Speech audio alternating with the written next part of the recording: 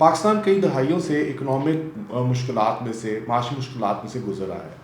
इसका हल क्या है, उस मुल्क ने कैसे एक सस्टेनेबल ग्रोथ की तरफ जाना है, इस पे बहुत सारी बातें हो चुकी हैं मगर आज तक अमल नहीं हुआ। तो आज हम कुछ ऐसे चीज़ें एनालाइज करेंगे कि किस तरह पाकिस्तान इन गंभीर जो है माशी हालात से बाहर निकल सके और एक तरक्की पजीर मुल्क बन सके। सो इसी सिलसिले में वर्ल्ड बैंक ने एक रिपोर्ट दी है कि जिसमें उन्होंने एक पाथ क्लियर डिफाइन करने की कोशिश की है कि पाकिस्तान कैसे एक सस्टेनेबल इकोनॉमिक ग्रोथ की तरफ जा सकता है और एक मिडिल इनकम कंट्री बन सकता है 2047 में। पाकिस्तान के इस वक्त मसाइल क्या है। पाकिस्तान लो ग्रोथ से गुजर रहा है 2 दहाइयों से ज़्यादा के अरसे के अंदर। अब इसके दौरान होता क्या है, कभी एकदम से बड़ी फास्ट ग्रोथ होती है और एकदम से एक स्क्रीचिंग हॉल्ट, यानी कि एकदम से झटके के साथ पाकिस्तान की मईशत तरक्की की राह पे चल रही होती है बड़ी तेज़ी से और एकदम से रुक जाती है। इसके पीछे अवामिल क्या है?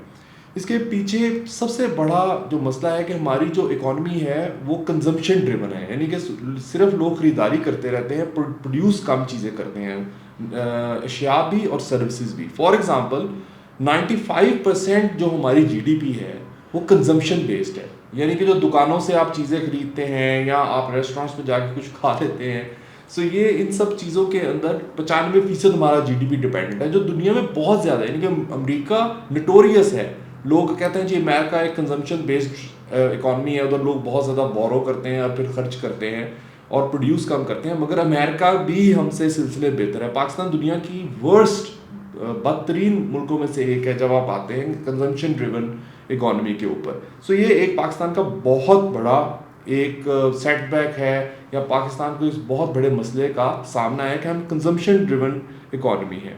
और दूसरा इसमें मामला ये है कि हम गवर्नमेंट स्पेंडिंग करती है, मतलब गवर्नमेंट कोई बड़े प्रोजेक्ट्स करती है, सड़कें बनाती है या गवर्नमेंट जो है डैम बनाती है, तो इस तरह की गवर्नमेंट कोई काम करती है तो इससे फिर थोड़ी हमारी इकॉनमी बेहतर होना शुरू हो जाती है, जिस तरह हमने CPEC देखा है। यानी कि इसमें एक लॉन्ग टर्म कोई सस्टेनेबिलिटी नहीं है। जैसे ही गवर्नमेंट स्पेंडिंग कम करती है, फॉर एग्जाम्पल अब गवर्नमेंट के पास जो है आपका डेवलपमेंट बजट उन्होंने स्लैश कर दिया है, क्योंकि इस वक्त पाकिस्तान के पास ऐसी फिजिकल स्पेस ही नहीं है, माशी हालात ऐसे हैं, गवर्नमेंट के पास पैसे ही नहीं है कि वो डेवलपमेंट कर सके।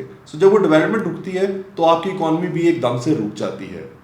अब ये सब कुछ किसके, आप कह लें कि किस चीज़ को पीछे रख के सब कुछ हो रहा है? ये हो रहा है जी इन्वेस्टमेंट नहीं कोई हो रही प्राइवेट सेक्टर के अंदर, ना ही हमारी कोई एक्सपोर्ट्स बढ़ रही हैं, और सिर्फ एक कंजम्पशन बेस्ड इकॉनमी है। हुकूमत ने जब कभी भी जंप स्टार्ट करना होता है, अगर गवर्नमेंट का फिजिकल स्पेस हो तो गवर्नमेंट स्पेंडिंग बढ़ा देती है, मगर ये कोई लॉन्ग टर्म हल नहीं है। लॉन्ग टर्म हल हमारी एक्सपोर्ट्स के अंदर है और हम इन्वेस्ट करें इसके अंदर, मगर इसके अंदर बहुत सारी चीज़ें इसके आड़े आती हैं।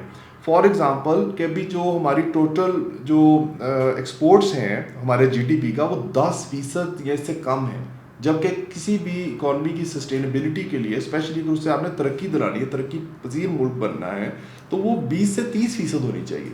तो हम आधे से भी कम हैं जो हमारे एक्सपोर्ट्स होनी चाहिए एज़ कम्पेयर टू और GDP। 2047 में जब पाकिस्तान को बने 100 साल हो जाएंगे, तो उसके लिए एक पॉलिसी हमारी गवर्नमेंट ने बनाई थी, जिसमें उन्होंने कहा था कि हम ये अपर मिडिल इनकम कंट्री बनाना चाहते हैं पाकिस्तान को। इसके लिए हमें 6 से 7% एट मिनिमम, कम से कम 6 to 7% हमें ग्रोथ चाहिए थी, जो हम मिजरेबली फेल हो गए हैं। अब पाकिस्तान को कैसे इस सस्टेनेबल पाथ पे डालना है? जब से कोविड-19 पेंडेमिक आया है, तब से पाकिस्तान की growth is in shambles, negative भी हो गई थी कोविड के दिनों के अंदर ही, और उसके बाद भी बड़े स्लो रेट पे ग्रो कर रही है। तो इसको हम सस्टेनेबल पाथ की तरफ कैसे लेकर आएंगे? और अगर हमने 2027 तक वाकई पाकिस्तान को एक मिडिल इनकम कंट्री बनाना है, तो फिर एक हमें ग्रोथ का पार्ट, हमें पॉलिसीज चेंज करनी पड़ेगी, हमें उस ग्रोथ की तरफ जाना पड़ेगा, और वो आपका आंखें बंद करके नहीं हो जाएगा, ऑटोमेटिकली नहीं हो जाएगा। उसके लिए एक बड़ी डीप रूटेड हमें इकोनॉमिक रिफॉर्म्स लाने पड़ेंगे।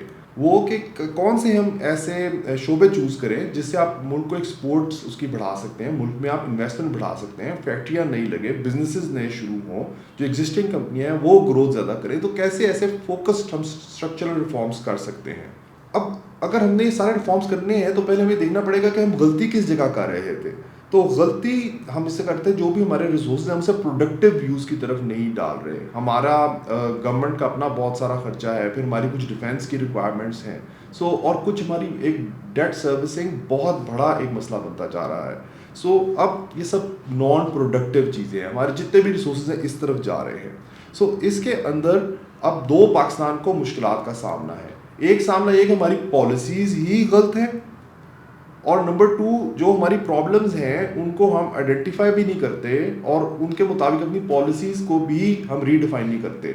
सो नंबर वन, एक तो हमारी पॉलिसी मेकिंग में शदीद फुकदान है, अच्छी पॉलिसीज़ बनाने वाले गवर्नमेंट इनएबिलिटी है, और इस गवर्नमेंट की नहीं, मुतअद्दिद गवर्नमेंट्स की इनएबिलिटी है कि वो इकोनॉमिक पॉलिसी नहीं सही बना सके जिससे मुल्क एक सस्टेनेबल ग्रोथ की तरफ जाए। और इसके साथ साथ जिन मुश्किलात से जो मुल्क गुजर रहा है उनको भी ये रिकग्नाइज करके और फिर अपनी पॉलिसी को अमेंड नहीं करते। अगर हम इस पॉलिसी फेलियर को इन डेप्थ देखें तो एक बहुत बड़ा जो हमारा फेलियर है वो हमारे टैक्सेशन के अंदर है कि हमारी टैक्सेशन जो पॉलिसी है वो आप कहते हैं कि नहायत ही बॉन्डी है।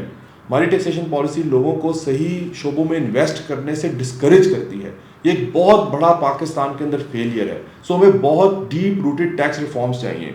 इसकी हम आपको एग्जांपल कैसे देंगे? सो इसकी सबसे बड़ी एग्जांपल ये है कि हमारे मुल्क का जो टैक्सेशन सिस्टम है वो इनकरेज करता है कि आप नॉन प्रोडक्टिव चीज़ों के अंदर इन्वेस्ट करें। फॉर एग्जांपल, प्रॉपर्टी का जो हमारे रियल एस्टेट का, प्रॉपर्टी का, प्लॉटों का जो कारोबार है वो इस मुल्क की जड़ों को खोखला कर रहा है और इस मुल्क को तरक्की नहीं करने दे रहा। वो किस तरह कि फॉर एग्जांपल आज के दौर में आपके पास 1 करोड़ रुपया है, आप किसी प्लॉट में इन्वेस्ट कर दें, उसके बाद वही 6 महीने साल बाद 20-30% बढ़ेगा, मगर आप टैक्स कितना देंगे? अगर आप एक कारोबारी इंसान हैं और आप 1 करोड़ रुपया कमाते हैं तो आपको भले 15-20% टैक्स देना पड़ जाता है, मगर प्रॉपर्टी में ऐसे नहीं है। प्रॉपर्टी में आप 1 करोड़ से 10 करोड़ कर लें और आप उसका फिर टैक्सेशन देख लें कि आपको कितनी मिलेगी, जो बहुत ही कम होएगी एज़ कम्पेयर टू अगर आप कोई कारोबार करके पैसे कमा रहे हैं। सो ये एक बहुत बड़ा मसला है जो उस लोगों को इनकरेज नहीं करता कि वो इन्वेस्ट करें।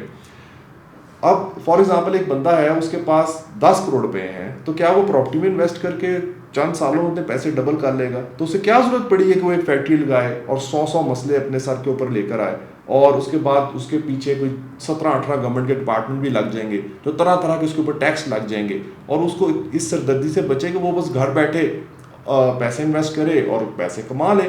मगर इसका नुकसान क्या होएगा? अगर एक बंदा 10 करोड़ रुपए की फैक्ट्री लगाता है तो उधर कई 100 बंदों का रोजगार आएगा, मगर प्लॉट में किसका रोजगार आएगा? चंद लोग ही आपस में ट्रेड करके तो वो पैसे कमा लेंगे और इससे किसी का कोई फायदा नहीं होगा, बल्कि नुकसान क्या होगा? जिसने घर बनाना है उसको प्लॉट महंगा मिलेगा। अब जिन लोगों ने घर नहीं बनाना, 30-30, 40-40 उन्होंने प्लॉट लिए हुए हैं, तो वो तो एक होल्ड करके बैठे हुए हैं, तो इससे दूसरों का भी नुकसान हो रहा है। सो हमारा जो ये इनकरेज करता है सारा हमारा टैक्सेशन सिस्टम जो बिल्कुल ही गलत है और ये मुल्क की तरक्की की राह में सबसे बड़ा एक कह रहे हैं कि रोड़ा है और इसने तरक्की से रोका हुआ है इस मुल्क को करने। इसी तरह अगर हम देखें जो हमें इस मुल्क की टैक्सेशन पॉलिसीज इनकरेज करती हैं, सोशली सब ऑप्टिमल है। इसके अंदर होता है क्या है कि जो डायरेक्ट टैक्सेस हैं, अभी मैंने जिस तरह आपको बताया प्रॉपर्टी के अंदर और बिजनेस के अंदर, इसके अंदर आप प्रॉपर्टी में इन्वेस्ट करें तो डायरेक्ट टैक्स है ही कोई नहीं, या है भी तो बिल्कुल बहुत ही कम है। करोड़ों रुपए आप कमा लें, उसके बदले आपको चंद लाख रुपया आपको टैक्स देना पड़ता है। फॉर एग्जांपल 10 करोड़ कमा लें तो हार्डली कोई 4-5 लाख आपको देना पड़ जाएगा, जबकि जब आप कारोबार कर रहे हैं और अगर आप उसके ऊपर पैसे कमाते हैं तो टैक्सेशन रेट बहुत ज़्यादा है। सो जब तक ये डिस्पैरिटी ख़त्म नहीं होगी ये मुल्क तरक्की नहीं करेगा। उसके बाद एक और बड़ी वजह जो पाकिस्तान के अंदर तरक्की में हायल है वो ये है कि हमारे जो टैक्सेस हैं जो इंपोर्ट्स के ऊपर है वो बहुत ज़्यादा हैं। अब होता क्या है कि फॉर एग्जांपल एक चाय बनाने वाला अदारा है, अगर आपने इंपोर्टेड जो प्रोसेस टी है उसके ऊपर से आपने 100% टैक्स लगाया हुआ है और लोकल कंपनी की जो रॉ मटेरियल है उस पर सिर्फ 10% या 20% टैक्स है। सो जो लोकल हमारी कंपनी है वो बाहर की प्रोडक्ट अगर एक से 1000 रुपये की है और उसके ऊपर 100% टैक्स है तो वो 2000 रुपये का बिकेगा। जो हमारे लोकल टी प्रोड्यूसर्स हैं वो यहाँ प्रोसेस करके, इवन तो सारी चाय इंपोर्टेड ही होती है, वो उसे प्रोसेस करके बेच रहा है, उसको सिर्फ से 10-20% टैक्स पड़ रहा है, तो उसके पास एक बहुत बड़ा मार्जिन आ जाएगा। तो उसको क्या इंसेंट वो पड़ेगा कि ठीक है इतने ज़्यादा इधर कंपेटिटर तो बाहर से आ क्यों नहीं रहा, तो वो फिर अब आपका प्रॉफिट मार्जिन बढ़ जाएगा और वो कहेगा मैं पाकिस्तान भी बेच लेता हूँ, मुझे क्या ज़रूरत है इनोवेशन करने की और बाहर एक्सपोर्ट करने की, कि जबकि उसको आपने इतना ज़्यादा मार्जिन दिया हुआ है। तो ये भी एक पाकिस्तान की तरक्की की राह में ये भी एक रुकावट है। इसी तरह अगर हम बात करें तो जो हमारी एक्सपोर्ट सब्सिडीज़ हैं, अब हमारा एक्सपोर्टर को भी आपने बहुत इजी कर दिया हुआ है। हमारे एक तो बड़ी ट्रेडिशनल एक्सपोर्ट आइटम्स हैं, उस पर भी हम उनको रिबेट देते हैं।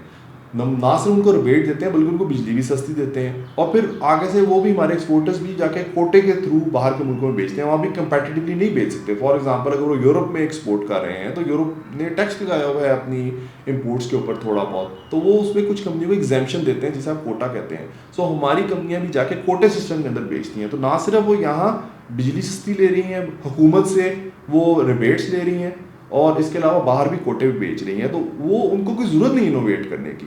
सो ये जो हमारी जो एक्सपोर्ट सब्सिडीज़ हैं ये भी इस मुल्क में एक्सपोर्ट की डाइवर्सिफिकेशन को अलाउ नहीं करती हैं। फॉर एग्जांपल अगर आपने कोई नई चीज़ बनानी है तो आपकी जो आप गारमेंट वालों के सब्सिडी दे रहे हैं वो किसी आप इनोवेटिव कंपनी को आप दे ही नहीं सकते, आपकी कोई पॉलिसी नहीं है, आपने सिर्फ गारमेंट में दी हुई है, तो फिर किसी को क्या इंसेंटिव होएगा कि वो कोई इनोवेशन करे या कोई उसमें नई चीज़ लेकर आए। इसी तरह जो हमारी एक्सपोर्ट सब्सिडीज़ हैं जो आप गारमेंट वालों को देते हैं, वो भले आपकी 7% हो 8% हो, मगर वो 30 to 35% उनका प्रॉफिट बढ़ा देती हैं।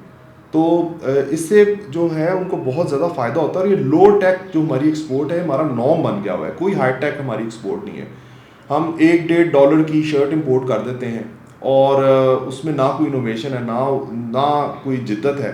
वो तो अगर आप इसी को देख लें तो आप बाहर के मुल्कों में जाएं तो वो इवन वर्साची जो है या गुची जो है वो बड़ी बड़ी एक्सपेंसिव अपनी टी शर्ट्स इंपोर्ट करता है। डिज़ाइन में कह लें, मटेरियल्स के अंदर बात कर रहे हैं, तो पाकिस्तानी कंपनी कुछ भी नहीं, वो बिल्कुल लो कॉस्ट जो ब्रांड्स हैं उनके लिए प्रोड्यूस करती हैं और गवर्नमेंट से सब्सिडी लेती हैं, बिजली भी सस्ती लेती हैं, बाहर कोटे में बेचती हैं। उनको क्या ज़रूरत है इनोवेट करने की। सो ये एक पाकिस्तान की तरक्की में एक बहुत बड़ा स्टम्बलिंग ब्लॉक है, क्योंकि अगर हम एक्सपोर्ट्स नहीं बढ़ाएंगे तो मुल्क तरक्की नहीं करेगा। जैसे मैं पहले बता चुका हूँ कि हमारी एक्सपोर्ट्स 10% से भी कम है हमारे जीडीपी का। इसको हमने एटलीस्ट 20% करना है, 30% हो तो फिर बेहतर होएगा, फिर ये मुल्क तरक्की की राह पे जाएगा। अब हम आएंगे एग्रीकल्चर सेक्टर के ऊपर। सो एग्रीकल्चर सेक्टर भी हमारा नहायत ही इनएफिशिएंट है, और अगर आप सिर्फ हमारे हमसाया मुल्क इंडिया से देख लें, उनकी यील्ड देख लें, पाकिस्तान की आप पर एकड़ यील्ड देख लें तो वो बहुत कम है। हमारी एक तो प्रोडक्शन बहुत कम है, उसके पीछे भी कई अवामिल हैं। अब फॉर एग्जांपल इसके अंदर हम एक गन्ने की फसल को ही ले लेते हैं। अब शुगर जो है, जो चीनी जो है, आपको पता है कि ये एक इस मुल्क में एक कार्टेल है बहुत बड़ा, और ये ज़्यादातर जो हमारे एलीट हैं इन लोगों की शुगर मिलें हैं। तो अब होता क्या है कि एक तो वो सपोर्ट प्राइस गन्ने की रख देते हैं, और नंबर 2 वो क्या करते हैं, जिस तरह अभी ये ख़त्म कर रहे हैं मगर बड़े अरसे से उनको बिजली सस्ती दे रहे हैं ताकि पानी पंप करें उस पर लगाएं। तो शुगर केन को बहुत सारी सब्सिडीज़ मिलती हैं, गन्ने की इस फसल को बहुत सारी सब्सिडीज़ मिलती हैं। सो अगर एक जो काश्तकार है उसको पता है कि जिसकी सपोर्ट प्राइस भी फिक्स्ड है, मुझे उस पर बिजली भी जो है वो सस्ती मिलेगी, तो उसके पास कोई इंसेंटिव ही नहीं है कि वो इनोवेट करे, वो कोई ऐसी वो फसलें लगाए जो एक्सपोर्ट सब्सटीट्यूशन कर सकती हैं। दालें हैं बहुत सारी ऐसी, या बाहर आप एक्सपोर्ट कर सकें कुछ अपनी प्रोडक्ट्स। पूरी दुनिया सब्ज़ी फल एक्सपोर्ट करती है, जनास एक्सपोर्ट करती है, और कोई ऐसी वो चीज़ें इनोवेट करे कि जिससे उसका जो है प्रॉफिट भी बढ़े या फिर उससे मुल्क को भी फ़ायदा हो। तो उसके पास कोई ऐसा इंसेंटिव नहीं, वो सिंपल गन्ना काश्त करेगा और वो एक उसको पता है कि जिसकी ये सपोर्ट प्राइस है उस पर वो बेच देगा, और आपने बैरियर्स लगाए हुए हैं, बाहर चीनी की इंपोर्ट पे आपने ड्यूटियाँ लगाई हुई हैं, और फिर इस तरह एक ये इनएफिशिएंट आपकी एग्रीकल्चर के अंदर भी चीज़ चलती रहेगी।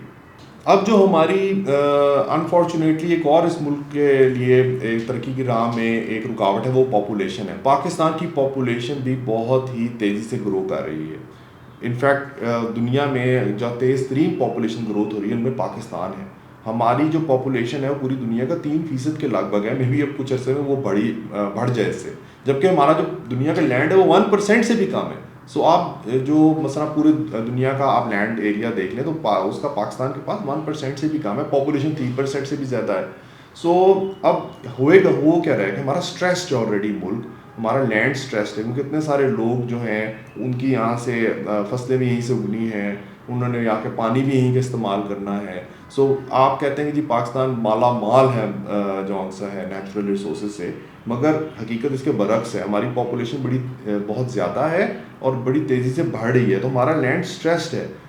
अब उसमें भी बड़ा अलमिया क्या है वो कि हमारे जो नौजवान नस्ल है, जो हमारी जो पॉपुलेशन है वो बिल्कुल अनस्किल्ड है ज़्यादातर। उसमें आप देखें वो बाहर भी जाते हैं तो गल्फ़ वगैरह में जाते हैं तो वो भी सारे बेचारे मज़दूर ड्राइवर, इस टाइप का तबका जाता है, उन्हें ट्रेन करने से ही कासिर हैं। और दूसरा बड़ा कि हमारी जो 50% पॉपुलेशन है औरतों की, वो भी जौन सी है अगर आप देखें तो बहुत ही दूसरे मुल्कों से पीछे रह गई है। अगर आप बांग्लादेश की अब आप एग्जांपल लें तो उनकी जो औरतें हैं वो मर्दों के मुकाबले में ज़्यादा पढ़ी लिखी हो गई हैं, और इसी तरह वो इकोनॉमी में भी बहुत फंडामेंटल किरदार अदा कर रही हैं। हमारे मुल्क में मसला क्या है? हमारे मुल्क में मसला ये है कि आप कई इंस्टेंसेस में तो इवन कई जो औरतें जो डॉक्टर्स और इंजीनियर हैं वो भी शादी के बाद घर बैठ जाती हैं, और वो कोई इकोनॉमी के अंदर अपना वाइटल रोल नहीं प्ले करती उसकी प्रोडक्टिविटी में। ये आप एक बहुत ही अंडर यूटिलाइज्ड रिसोर्स है। इवन दो कि हमारी औरतों की जो ख्वानगी की शरह है वो बड़ी है, उनकी स्किल डेवलपमेंट हुई है, मगर अभी भी बहुत सारे सोशल बैरियर्स हैं, और ये एक विशियस साइकिल है। फॉर एग्जांपल एक बिजनेस है, वो अब ज़्यादा औरतें जॉब ही नहीं करती, तो उनके लिए फैसिलिटी भी नहीं वो डेवलप करते। For example women only areas हैं, फॉर एग्जांपल वॉशरूम्स हैं। वो अगर नहीं होंगे तो औरतों के लिए काम करना भी मुश्किल होएगा। तो ये एक साइकिल से हमें निकलना पड़ेगा। जो हमारी 50% औरतें हैं, इनको हमें अपनी वर्कफोर्स के अंदर लाना पड़ेगा। इसी तरह जो हमारे मुल्क तरक्की करेगा। अभी जो सिर्फ 4% जो हमारी वर्कफोर्स है मैन्युफैक्चरिंग के अंदर, वो औरतों पर मुश्तमिल है, जो बहुत ही कम है। 96% मर्द हैं। आपका एक बहुत बड़ा आपका पॉपुलेशन जो है, जो ऑफ कोर्स अगर लोग तो ज़िंदा हैं, उनको मेडिकल भी फैसिलिटीज़ चाहिए, उनको पढ़ाई की फैसिलिटीज़ भी चाहिए, उन्होंने खाना भी खाना है। वो इकॉनमी से कुछ चीज़ें ले तो रहे हैं, तो उसके बदले इकॉनमी को मिल क्या रहा है? तो औरतों को हमें एम्पावर करना पड़ेगा, उनको हमें जो हमारी बिजनेसेस हैं, मैन्युफैक्चरिंग है, सर्विसेज हैं, उसका हिस्सा बनाना पड़ेगा ताकि मुल्क तरक्की करे। आज के लिए हम इतना ही। हम मज़ीद इस सिलसिला जारी रखेंगे, और ये हम ऐसे तरीके आइडेंटिफाई करने की कोशिश करेंगे जिससे ये मुल्क तरक्की कर सके। मुझे इजाज़त दीजिए। Will meet again next time इंशाल्लाह। अल्लाह हाफिज़।